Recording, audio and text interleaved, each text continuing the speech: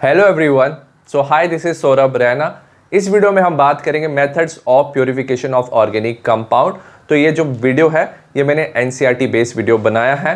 तो आप competitive exam जैसे जेईई और नीट उसके लिए भी ये वीडियो यूज़ कर सकते हो। और साथ में मैंने क्लास 11th के भी ना हर एक चैप्टर के वीडियोस बनाए हैं जो एनसीईआरटी बेस्ड हैं, तो आप वो भी यूज़ कर सकते हो। उसका लिंक आपको डिस्क्रिप्शन में मिल जाएगा। सबसे पहला हमारा मेथड है सब्लिमेशन। सब्लिमेशन क्या होता है? जब एक सॉलिड सब्सटेंस ना डायरेक्टली क्या हो सकता है, चेंज हो सकता है from solid to vapour state without passing through liquid state. तो वो लिक्विड स्टेट से पास नहीं करता, सॉलिड डायरेक्टली क्या बनाता है, वेपर्स बनाता है। तो सबलाइमेबल जो कंपाउंड है get separated from non sublimable impurities. तो जब सबलाइमेबल कंपाउंड्स होते हैं जो सब्लिमेशन कर सकते हैं उसे हम इजीली सेपरेट कर सकते हैं नॉन सबलाइमेबल इंप्योरिटीज। जैसे हमारे पास एग्जांपल है, आपके पास सपोज सॉलिड में मिक्सचर है आयोडीन और NaCl सोडियम क्लोराइड का।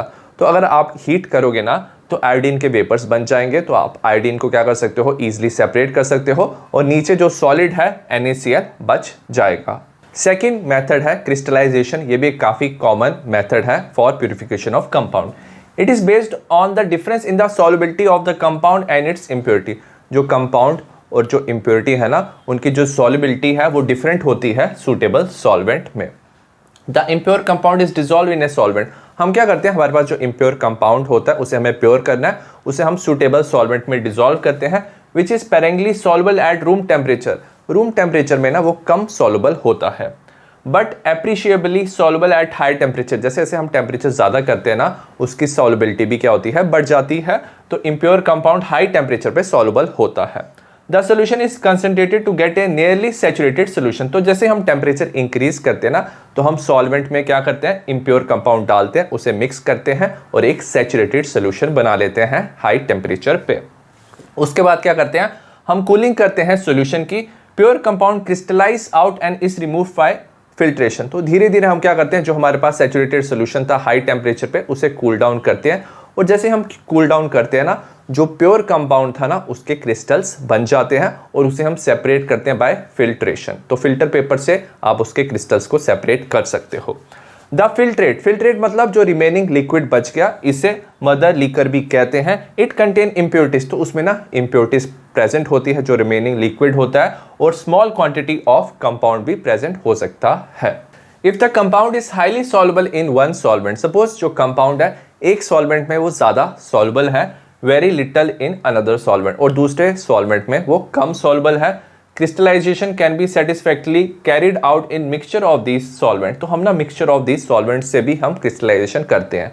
और मिक्सचर हम इसलिए लेते हैं क्योंकि क्या होता है, एक में तो वो क्या हो जाएगा, सॉल्युबल होगा। तो जब आप इसे ना कूल डाउन करोगे ना ओवरऑल सॉल्युबिलिटी क्या हो जाएगी, सोल्यूशन की कम हो जाएगी। क्यों हो जाएगी? क्योंकि आपने एक ऐसा सॉल्वेंट भी लिया जो कम सॉल्युबल है। ओवरऑल सोल्यूशन की सॉल्युबिलिटी कम हो जाएगी। जैसे आप कूल डाउन करोगे ना हाई टेम्परेचर से सैचुरेटेड सोल्यूशन से कूल डाउन करोगे, सोल्यूशन की सॉल्युबिलिटी कम है तो क्रिस्टल्स जो है वो जल्दी बन जाएंगे, ठीक है, और आपको प्योर कंपाउंड मिलेगा। अगर जो इम्प्योरिटीज है ना impart colour to the solution, अगर वो कलर दे रही है सोल्यूशन को तो कलर को भी हम रिमूव कर सकते हैं by adsorbing over activated charcoal. Activated charcoal की प्रॉपर्टी है वो अपनी सरफेस पे क्या कर सकता है, एड्सॉर्ब कर सकता है इम्प्योरिटी को, तो कंपाउंड को वो प्योर कर सकता है। Compound containing impurity of comparable solubility, suppose impurities और कंपाउंड की जो सॉल्युबिलिटी है ऑलमोस्ट सेम है तो हम रिपीटेड क्रिस्टलाइजेशन करते हैं। तो ये प्रोसेस को हम बार बार रिपीट करते हैं अगर हमें प्योर कंपाउंड चाहिए। थर्ड है distillation. It is use to separate, इसमें सेपरेट कर सकते हैं। पहले हम वोलाटाइल लिक्विड को सेपरेट कर सकते हैं फ्रॉम नॉन वोलाटाइल इम्प्योरिटीज। जो वोलाटाइल लिक्विड है ना वो इजीली वेपर्स बना सकता है। हम वेपर्स को सेपरेट करके उसे कंडेंस कर सकते हैं और इसे हम सेपरेट कर सकते हैं नॉन वोलाटाइल इम्प्योरिटीज से। Second, the liquids having sufficient difference in boiling point. Suppose हमारे पास दो लिक्विड्स हैं और दोनों ना मिक्स्ड हैं और इनका जो डिफरेंस ऑफ बॉइलिंग पॉइंट क्या है, ज़्यादा है, तो इन्हें भी हम डिस्टिलेशन से सेपरेट कर सकते हैं। एग्जांपल है क्लोरोफॉर्म, इसका बॉइलिंग पॉइंट है 334 केल्विन, एनिलीन का बॉइलिंग पॉइंट है 457 केल्विन। तो दोनों का डिफरेंस ऑफ बॉइलिंग पॉइंट क्या है, ज़्यादा है, तो इन्हें भी हम इजीली सेपरेट कर सकते हैं using distillation. The liquid mixture is taken in round bottom flask. हमारे पास जो लिक्विड है ना उसका जो मिक्सचर है हम राउंड बॉटम फ्लास्क पे लेंगे, जैसे हमारे पास क्लोरोफॉर्म और एनिलीन था। ऑन बॉइलिंग जब हम इसे हीट करेंगे ना सबसे पहले क्या होगा, the vapours of lower boiling point component are found first. जो क्लोरोफॉर्म था उसका बॉइलिंग पॉइंट पहले आ जाएगा, तो वो सबसे पहले वेपर्स बनाएगा। ठीक है, उसके बाद हम क्या करेंगे, उसे कंडेंसर से पास करेंगे, वेपर्स क्या हो जाएंगे, कंडेंस हो जाएंगे, और इसका जो लिक्विड होगा उसे हम क्या करेंगे, कलेक्ट करेंगे रिसीवर में। तो हम क्लोरोफॉर्म को यहाँ पे कलेक्ट कर लेंगे। उसके बाद जो vapours of high boiling point component are formed later, जो एनालिन था उसके वेपर्स बाद में बनेंगे, आप इसे हीट करोगे उसके वेपर्स बन जाएंगे, और उसे भी हम कंडेंसर से पास करके उसे भी हम सेपरेटली कलेक्ट कर लेंगे। नेक्स्ट है fractional distillation. The difference in boiling point of two liquids is not much. इसमें क्या होता है, जो आप दो लिक्विड ले रहे हो ना, जिसे आप सेपरेट करना चाहते हो, उनका डिफरेंस ऑफ बॉइलिंग पॉइंट ज़्यादा नहीं है। Simple distillation can not use to separate them. Simple distillation से हम उन्हें सेपरेट नहीं कर पाएंगे। अगर आप सिंपल डिस्टिलेशन करते हो ना, vapours of such liquid are found within the same temperature range. एक ही टेम्परेचर रेंज में ना दोनों के क्या हो जाएंगे, वेपर्स बन जाएंगे, और साथ में ये कंडेंस करेंगे। अगर साथ में कंडेंस करेंगे तो आपको जो लिक्विड मिलेगा उसमें दोनों का मिक्सचर मिल जाएगा। सो दैट्स वाई हम ना फ्रैक्शनल डिस्टिलेशन करते हैं। फ्रैक्शनल डिस्टिलेशन में क्या होता है, vapour of liquid mixture are pass through fractionating column before condensation. तो हम ना राउंड बॉटम फ्लास्क के साथ क्या करते हैं, एक फ्रैक्शनलेटिंग कॉलम लेते हैं, और यहां से हम क्या करते हैं, वेपर्स ऑफ लिक्विड मिक्सचर को पास करते हैं बिफोर कंडेंसेशन। नेक्स्ट अगर हम बात करें फ्रैक्शनलेटिंग कॉलम की, यहाँ पे क्या है, यहाँ पे हमने ग्लास बीड्स लिए हुए हैं। जो ग्लास बीड्स हैं वो क्या करते हैं, सरफेस एरिया को इंक्रीज करते हैं। तो क्या होता है, जब वेपर्स यहाँ से पास होते हैं दोनों लिक्विड के, vapours of liquid with higher boiling point condense before liquid with lower boiling point. जिसका हायर बॉइलिंग पॉइंट होता है ना, वो क्या करता है, जैसे यहाँ पे आता है उसमें कूलिंग होती है और उसकी कंडेंसेशन हो जाती है, वो नीचे चला जाता है। और जिसका बॉइलिंग पॉइंट क्या है, कम है, जो ज़्यादा वोलाटाइल है, वो ऊपर की तरफ मूव करता है। तो जैसे जैसे ये ऊपर की तरफ मूव करते हैं ना गैसेस, तो जिसका हायर बॉइलिंग पॉइंट है वो कंडेंस होता है, वो नीचे की तरफ आता है, और जिसका लोअर बॉइलिंग पॉइंट है वो ऊपर की तरफ मूव करता है। एज ए रिजल्ट जो वेपर है reach to the top of fractionating column are rich in more volatile component. जिसका ज़्यादा क्या है, वोलाटाइल कंपोनेंट है, बॉइलिंग पॉइंट कम है, वही ऊपर की तरफ पहुंच पाता है और उसकी कंडेंसेशन होती है। फ्रैक्शनेटिंग कॉलम ना दो तरह के हो सकते हैं, simple pad column and bubble plate column. अब फ्रैक्शनेटिंग कॉलम जो होते हैं ना, वो प्रोवाइड करते हैं मैनी सरफेस, क्योंकि यहाँ काफ़ी ज़्यादा सरफेस एरिया होता है, इसमें हीट एक्सचेंज हो सकता है। असेंडिंग वेपर्स, जब आप हीट कर रहे थे तो मिक्सचर ऑफ वेपर्स ऊपर जा रहे हैं, एंड डिसेंडिंग कंडेंस्ड लिक्विड, साथ साथ में क्या हो रहा है, यहाँ पे कंडेंसेशन हो रहा है, सरफेस एरिया यहाँ पे ज़्यादा है, तो लिक्विड नीचे जा रहा है, वेपर्स ऊपर आ रहे हैं, उन दोनों में भी हीट एक्सचेंज हो सकता है। Condense liquid obtain heat from ascending vapour and revaporises. तो सपोज जैसे वेपर्स ऊपर की तरफ गए ना, तो ये यहाँ पे क्या होगा, कंडेंसेशन। कंडेंसेशन मोस्टली उसका होता है जो लेस वोलाटाइल है, जिसका बॉइलिंग पॉइंट ज़्यादा है, बट मोर वोलाटाइल कंपोनेंट भी क्या हो सकता है, कंडेंस लिक्विड में हो सकता है। ठीक है, सपोज मोर वोलाटाइल कंपोनेंट भी है, फिर क्या होगा, जो असेंडिंग वेपर्स आ रहे हैं ना, वो जब इसके साथ हीट एक्सचेंज करेंगे ना, तो ज़्यादा वोलाटाइल वाला ना क्या हो जाएगा, फिर से क्या हो जाएगा, वेपराइज हो जाएगा। सो एज ए रिजल्ट क्या हो रहा है, यहाँ पे कंडेंसेशन हो रहा है, फिर वेपराइजेशन हो रही है, कंडेंसेशन वेपराइजेशन। तो अगर ये बहुत बार ये स्टेप हो रहे हैं ना, तो क्या होता है, जो वेपर्स है वो रिच हो जाते हैं लो बॉइलिंग पॉइंट कंपोनेंट। जिसका हाई बॉइलिंग पॉइंट है वो कंडेंसेशन कर करके नीचे चला जाता है, और जिसका लो बॉइलिंग पॉइंट है वो ऊपर पहुंच जाता है वेपराइज कर करके। So each successive condensation and vaporisation unit को इन फ्रैक्शनेटिंग कॉलम को हम थ्योरेटिकल प्लेट कहते हैं, और थ्योरेटिकल प्लेट जितना ज़्यादा हो उतना ज़्यादा जो प्योर हमारा क्या होता है, लो बॉइलिंग पॉइंट कंपोनेंट है वो ऊपर आता है, और उसे हम सेपरेट कर सकते हैं। एग्जाम्पल है फ्रैक्शनल डिस्टिलेशन का crude oil in petroleum industry.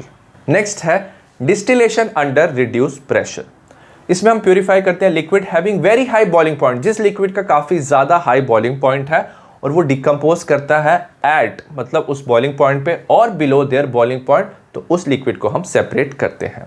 कैसे करेंगे, such liquid are made to boil at temperature lower than their normal boiling point. तो जो इनका नॉर्मल बॉइलिंग पॉइंट है उससे कम टेम्परेचर पे हम इसे बॉयल करेंगे बाय रिड्यूसिंग द प्रेशर। तो हम जो एक्सटर्नल प्रेशर है उसे रिड्यूस करेंगे। हमें पता है बॉइलिंग पॉइंट कब आता है, जब वेपर प्रेशर ऑफ लिक्विड जो है वो इक्वल हो जाता है एक्सटर्नल प्रेशर के।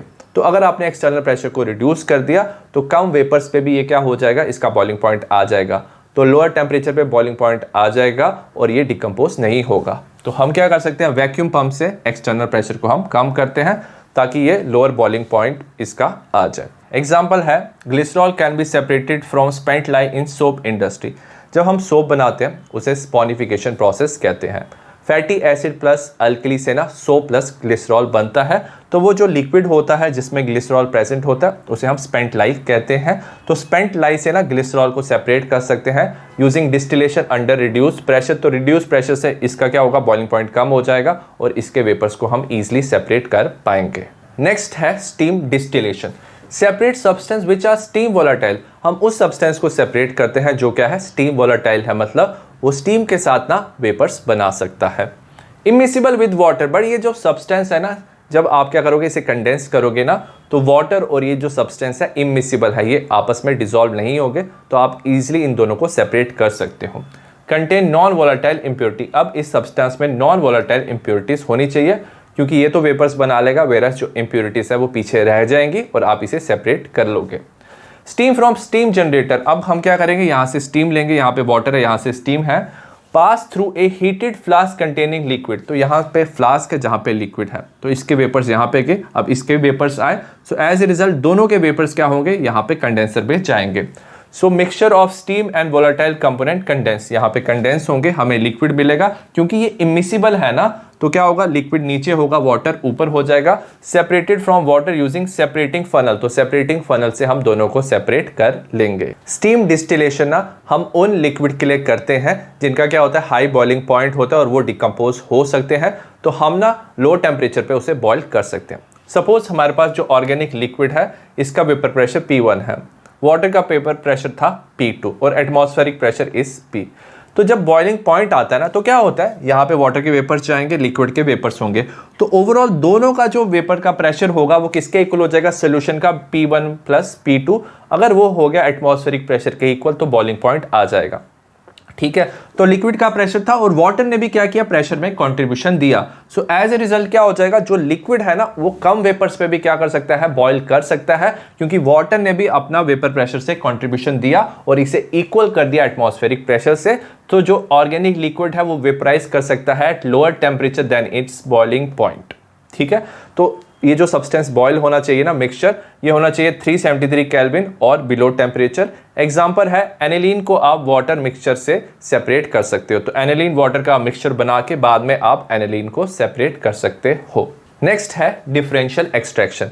ये on the basis of difference of solubility हम कंपाउंड को सेपरेट कर सकते हैं। When an organic compound is present in an aqueous medium, तो एक aqueous medium में ना ऑर्गेनिक कंपाउंड प्रेजेंट है। सपोज ये हमारे पास क्या aqueous medium वाटर है, इसमें ऑर्गेनिक कंपाउंड प्रेजेंट है। हम क्या करते हैं, सेपरेट कर सकते हैं by shaking it with organic solvent. तो एक हम ऑर्गेनिक सॉल्वेंट डालेंगे, तो ये सॉल्वेंट का लेयर होगा, शेक करेंगे, in which it is more soluble than water. ये जो ऑर्गेनिक कंपाउंड है ना सॉल्वेंट की लेयर में ज्यादा सॉल्युबल है, तो ऑर्गेनिक कंपाउंड ना सॉल्वेंट की लेयर में शिफ्ट हो जाएगा। ठीक है, तो organic compound in solvent layer और एक्वस लेयर क्या है, सेपरेट है। तो organic solvent and aqueous solution immiscible है, तो हमें दो लेयर मिल जाएगी। इसे हम सेपरेट कर सकते हैं बाय सेपरेटिंग फनल। तो सेपरेटिंग फनल से क्या करोगे आप, एक्वस लेयर को आप इसे ओपन करोगे, एक्वस लेयर सेपरेट हो जाएगा, आपको ऑर्गेनिक कंपाउंड मिलेगा इन सॉल्वेंट लेयर। ठीक है, अब इस ऑर्गेनिक सॉल्वेंट को हम कैसे रिमूव कर सकते हैं, या तो डिस्टिलेशन से या तो इवेपोरेशन से। आप क्या करोगे, जो ऑर्गेनिक सॉल्वेंट था उसे आपने रिमूव कर दिया, तो आपको ऑर्गेनिक कंपाउंड प्योर फॉर्म में मिल जाएगा। अगर सपोज जो ऑर्गेनिक कंपाउंड है वो लेस सॉल्युबल है सॉल्वेंट में, तो आप ज़्यादा क्वांटिटी में सॉल्वेंट यूज़ करते हो और एक ही सॉल्वेंट बार बार आप यूज़ करके सेम स्टेप्स कर सकते हो, तो इसे कॉन्टिन्यूस एक्सट्रैक्शन कहते हैं। नेक्स्ट है chromatography. It is use to separate mixture in their component. तो मिक्सचर को हम सेपरेट कर सकते हैं उनके कंपोनेंट्स में। प्यूरिफाई कंपाउंड्स को प्यूरिफाई कर सकते हैं, या हम टेस्ट कर सकते हैं प्योरिटी ऑफ कंपाउंड्स क्रोमेटोग्राफी में। मिक्सचर ऑफ सब्सटेंस, जिस सब्सटेंस के मिक्सचर को आप सेपरेट करना चाहते हो ना, आप उसे अप्लाई करोगे स्टेशनरी फेस में, ये सॉलिड या लिक्विड का होगा। ठीक है, a pure solvent, a mixture of solvent और gas is allowed to move slowly over the stationary phase. अब स्टेशनरी जो फेस है ना, इसके ऊपर क्या होगा, सॉल्वेंट, प्योर सॉल्वेंट मूव कर सकता है, या मिक्सचर ऑफ सॉल्वेंट या गैस को हम क्या करेंगे, अलाउ करेंगे ताकि वो स्टेशनरी फेस के ऊपर से मूव करे। तो ये मोबाइल फेस होता है। और जैसे मोबाइल फेस मूव करता है ना, वो क्या करता है, जो मिक्सचर ऑफ सब्सटेंस है ना उसके कंपोनेंट्स को सेपरेट करता है। The components of the mixture get gradually separated from one another. तो इसके कंपोनेंट्स होंगे मिक्सचर के, वो ग्रेजुअली एक दूसरे से सेपरेट हो जाएंगे। इसे हम क्रोमेटोग्राफी कहते हैं। दो तरह की क्रोमेटोग्राफी हम पढ़ेंगे, एक है एड्सॉर्प्शन क्रोमेटोग्राफी और सेकंड है पार्टीशन क्रोमेटोग्राफी। ए है एड्सॉर्प्शन क्रोमेटोग्राफी। एड्सॉर्प्शन ना एक सरफेस फिनोमिनन होता है। इसमें क्या होता है, हमारे पास एक एड्सॉर्बेंट होता है, उसकी सरफेस में डिफरेंट सब्सटेंस क्या कर सकते हैं, अटैच कर सकते हैं, तो इसे हम एड्सॉर्प्शन कहते हैं। डिफरेंट कंपोनेंट्स, जो हमारे पास मिक्सचर था उसके जो डिफरेंट कंपोनेंट्स हैं वो एड्सॉर्ब होंगे, मतलब सरफेस पे अटैच हो जाएंगे on adsorbent to different degree. तो डिफरेंट डिग्री में वो अटैच करेंगे क्योंकि उनकी जो एफिनिटी है वो डिफरेंट होगी। एग्जाम्पल है एड्सॉर्बेंट की, जैसे silica gel and alumina. When mobile phase is allowed to move over stationary phase, अब जो स्टेशनरी फेस होगा ना वो एड्सॉर्बेंट होगा और जो मोबाइल फेस है उसके ऊपर वो मूव करेगा। जब मोबाइल फेस मूव करेगा उसके साथ जो मिक्सचर ऑफ कंपोनेंट्स है वो भी क्या करते हैं, मूव करते हैं। The components of mixture move by varying distance over the stationary phase. अब स्टेशनरी फेस पे क्या होगा, जो कंपोनेंट ऑफ मिक्सचर है उनकी डिफरेंट एफिनिटी है। जो ज़्यादा एड्सॉर्ब होगा ना वो क्या करेगा, कम डिस्टेंस मूव करेगा, और जिसकी एड्सॉर्प्शन क्या है, कम है, वो ज़्यादा डिस्टेंस मूव करेगा। So as a result varying distance over stationary phase क्या होगा, कंपोनेंट ऑफ मिक्सचर सेपरेट हो जाएंगे। और दो तरह के एड्सॉर्प्शन क्रोमेटोग्राफी होता है, एक होता है कॉलम क्रोमेटोग्राफी और सेकंड होता है थिन लेयर क्रोमेटोग्राफी। फर्स्ट है column chromatography. The mixture adsorb on adsorbent is placed on the top of adsorbent column packed in glass tube. हमारे पास ग्लास ट्यूब होगा, इसमें एक एड्सॉर्बेंट का कॉलम होगा, तो एड्सॉर्बेंट यहाँ पे प्रेजेंट है, जो स्टेशनरी फेस है सिलिका जेल या ये एल्यूमिना हो सकता है। उसके टॉप पे मिक्सचर ऑफ कंपोनेंट जो रेड से दिखा रहे हैं, मिक्सचर ऑफ कंपोनेंट ABCA हो सकता है। एंड एप्रोप्रिएट एलिमेंट, एलिमेंट क्या होता है, जो मोबाइल फेस होता है उसे एलिमेंट कहते हैं। या तो वो लिक्विड हो सकता है या mixture of liquid. Allow to flow down column slowly, तो ऊपर हम क्या डालते हैं, सॉल्वेंट डालते हैं, जो एलिमेंट है इसे नीचे की तरफ ये मूव करेगा। ठीक है, तो ये स्लोली मूव करेगा। Depending upon degree of adsorption complete separation take place. तो जब मोबाइल फेस मूव करेगा ना, साथ साथ में वो क्या करेगा, मिक्सचर ऑफ कंपोनेंट को भी मूव करेगा, और मिक्सचर ऑफ कंपोनेंट की ना डिफरेंट एड्सॉर्प्शन होगी एड्सॉर्बेंट में। ठीक है, most readily adsorb substance near the top. Suppose जो ए था ना उसकी जो एड्सॉर्प्शन थी वो सबसे ज़्यादा हुई तो वो ऊपर रहेगा, वेरा जो सब्सटेंस थी, अदर सब्सटेंस थी, उनकी वेरियस डिस्टेंस वो ट्रैवल करेंगे on the basis of different adsorption. So adsorption जिसकी ज़्यादा होगी वो ऊपर रहेगा और जिसकी एड्सॉर्प्शन कम रहेगी वो नीचे रहेगा। बाद में हम क्या कर सकते हैं, इसको ओपन करके हम तीनों सब्सटेंस को सेपरेट कर सकते हैं। नेक्स्ट है थिन लेयर क्रोमेटोग्राफी।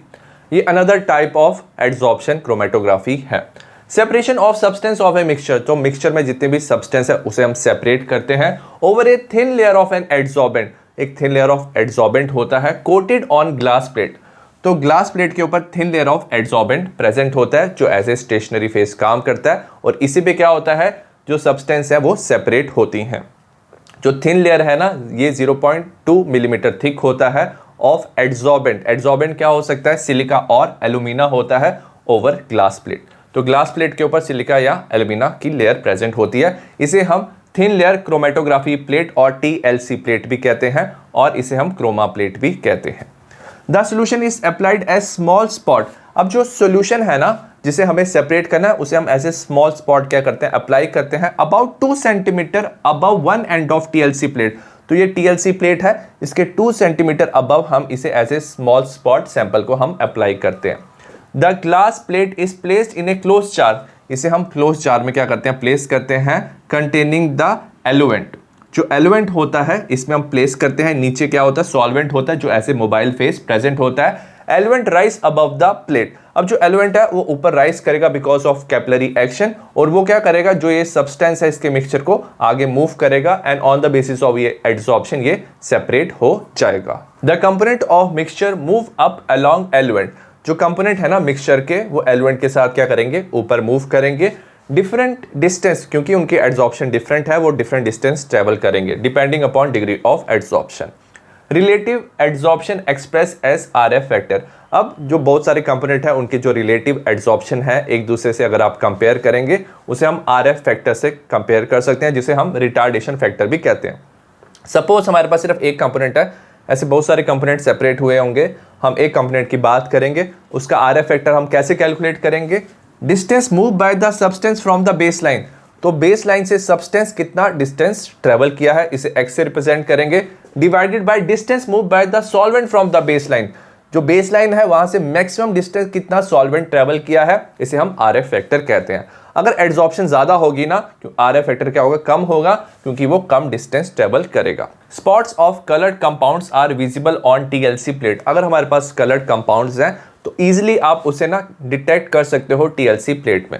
वेयरएज अगर आपके पास कलरलेस कंपाउंड है और वो जो कंपाउंड्स है ना वो फ्लोरेस होते हैं इन अल्ट्रावायलेट लाइट, मतलब वो ग्लो कर सकते हैं अल्ट्रावायलेट लाइट में, तो उसको डिटेक्ट करने के लिए आप क्या करोगे, प्लेट को ना अंडर अल्ट्रावायलेट लाइट रखोगे।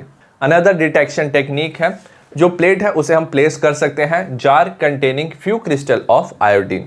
तो क्या हो सकता है, जो कुछ स्पॉट्स है ना कंपाउंड के, वो क्या कर सकते हैं, आयोडीन को एब्जॉर्ब कर सकते हैं और वहां पे आपको ब्राउन स्पॉट दिखाई देंगे। आप एप्रोप्रिएट रिएजेंट भी यूज कर सकते हो, उसे आप स्प्रे कर सकते हो प्लेट में।